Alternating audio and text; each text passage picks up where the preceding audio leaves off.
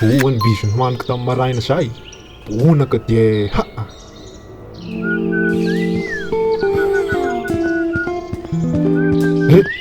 raha mahay ny diava zao.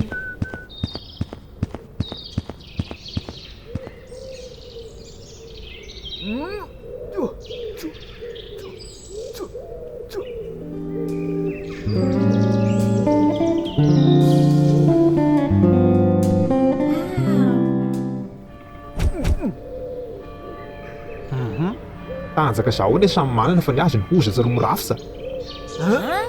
Zao soa anaovako azy. Ao agny lahy, raha tsy misy dikany ty.